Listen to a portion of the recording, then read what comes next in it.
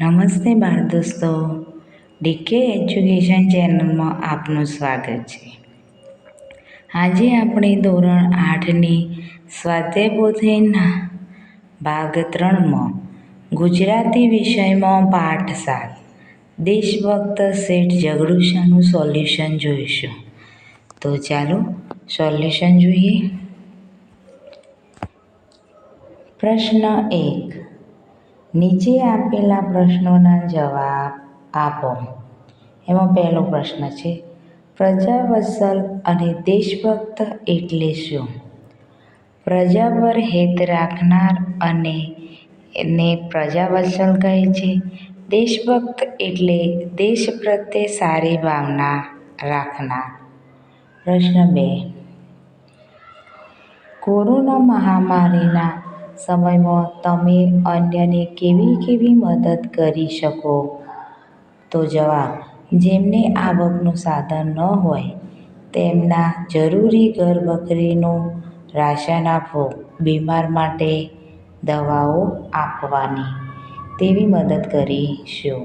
ત્રીજો પ્રશ્ન, ચોમાસામાં વરસાદ જ ન પડે તો આપણને શી મુશ્કેલીઓ પડે? તો પીવાના પાણીની ગંભીર સમસ્યા થાય, ખેતી માટે સિંચાઈનું પાણી ન મળે, દુકાળ જેવી હાલત થઈ જાય. ચોથો પ્રશ્ન, તમે બચત કરેલા પૈસા કે છલોછલ ભરાયેલા ગલ્લાના પૈસા ક્યાં વાપરશો?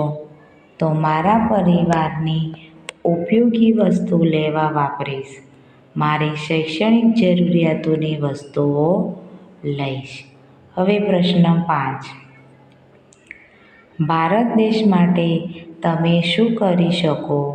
તો ભારત દેશ માટે દેશના રાષ્ટ્રીય પ્રતીકોનું સન્માન કરીશું, જાહેર મિલકતોની જાળવણી કરીશું. હવે પ્રશ્ન 2.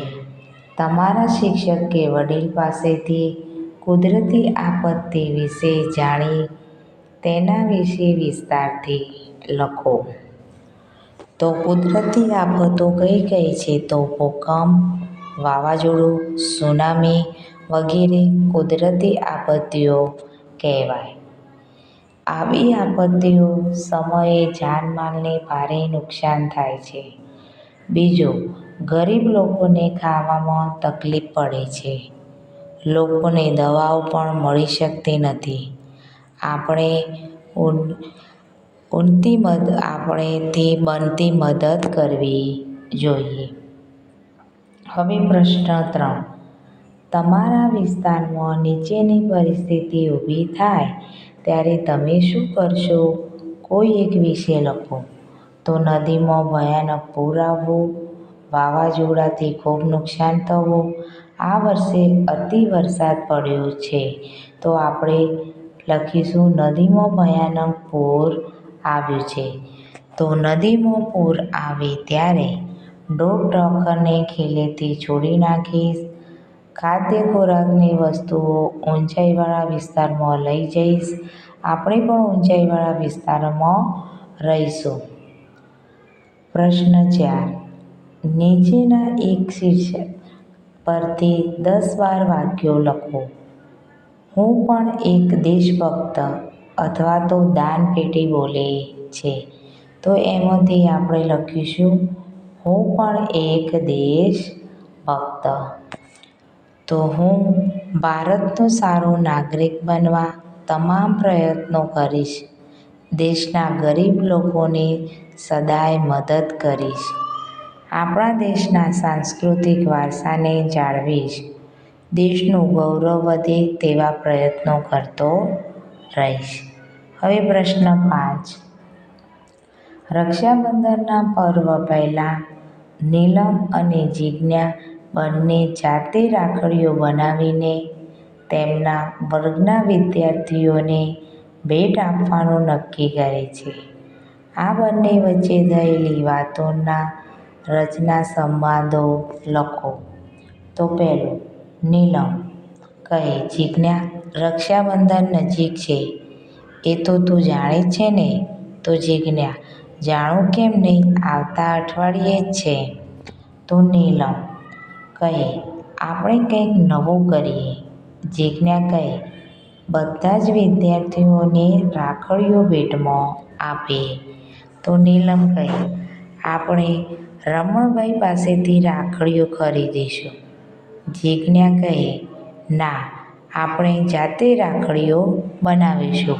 બાળ દોસ્તો, આ સંવાદ તમે તમારી રીતે પણ લખી શકો છો. હવે પ્રશ્ન 6. નીચે આપેલા શબ્દ સમૂહ માટે વપરાતો એક શબ્દ કોઠામાંથી શોધીને ઉદાહરણ પ્રમાણે તેની ફરતે વર્તુળ કરો.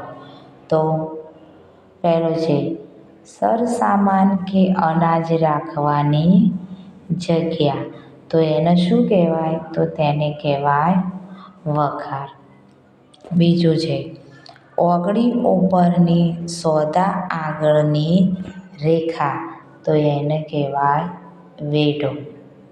ત્રીજું દરવાજા પાસે ઊભો રહી ચોકી કરનાર. તો એને કહેવાય દરવાન.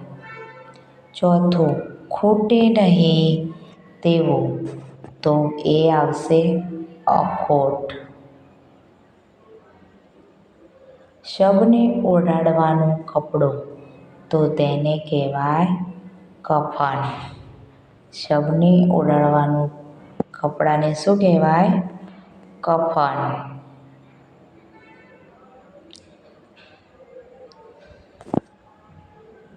કફન.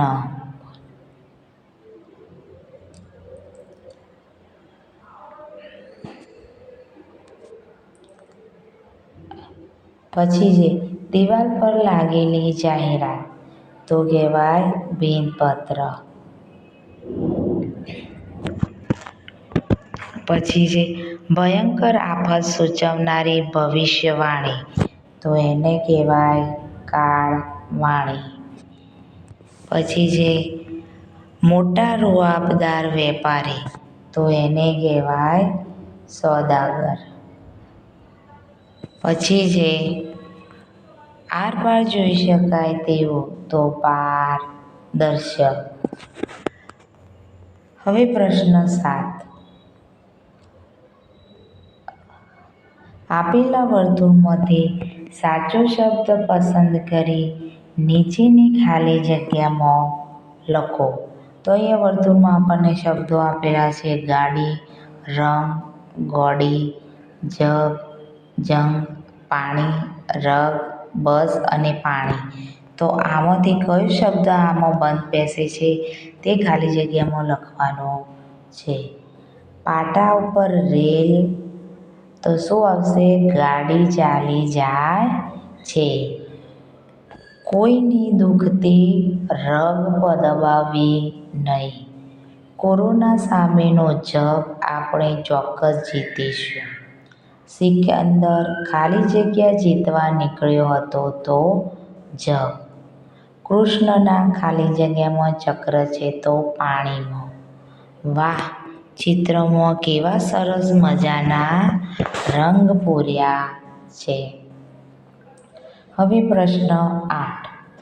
નીચે આપેલા શબ્દનો ઉપયોગ કરી ઉપમા અથવા રૂપક અલંકારનું વાક્ય બનાવીને લખો. એ ખાનામાં તેનો પ્રકાર લખો. તો ઉદાહરણ આપેલું છે પ્રજા. તો વિશળદેવની પ્રજા પારેવા જેવી ભોળી હતી. એ ઉપમા અલંકારનું ઉદાહરણ છે. હવે આપણને શબ્દ આપ્યો છે રાજા. તો આપણે વાક્ય બનાવીશું કે રાજા આજે સાધુ જેવા લાગતા હતા. ચોરસ ખાનામાં લખીશું ઉપમા અલંકાર. બીજું છે સિંહાસન. તો એનું વાક્ય બનાવીશું કે રાજ્યનું સિંહાસન તો કોટાનો તાજ. એ કયો અલંકાર છે? તો એ અલંકાર છે રૂપક. ત્રીજું છે વરસાદ. તો વરસાદનું વાક્ય બનાવીશું આપણે ઉનાળામાં વરસાદ અમૃત જેવો લાગે. એ ઉપમા અલંકારનું વાક્ય છે. ચોથું છે ગુજરાત. ગુજરાત તો ભારત માતાનું કમળ છે. રૂપક અલંકાર. રોટલો. પાંચમું છે શબ્દ રોટલો. તો એનું વાક્ય બનાવીશું. ભૂખમાં રોટલી મીઠાઈ જેવી લાગે છે. એ છે ઉપમા અલંકાર. હવે પ્રશ્ન 9. બંધ બેસતા જોડકા જોડો. હું વહેલો ન ઉઠ્યો હોત તો શું થાય? તો ગાડી ચૂકી ગયો હોત. મેં ઉચ્ચ અભ્યાસ કર્યો તેથી હું મોટો અધિકારી બન્યો. પાંચમું. ત્રીજું છે કે જગડુશાએ અનાજ ન આપ્યું હોત તો એમાં આવશે પહેલું. પાટણની પ્રજા ભૂખે મરત. ચોથું. મેં પ્રયત્ન તો કર્યો બીજું પણ હું સફળ ન થયો. હવે પાંચમું. તે પૂરમાં બચી ગયો. એ આવશે ત્રીજું. કેમ કે તેને તરતો આવડતું હતું. બાળ દોસ્તો, જો આ વિડીયો પસંદ આવ્યો હોય તો લાઈક, શેર અને સબસ્ક્રાઈબ કરવાનું ભૂલતા નહીં.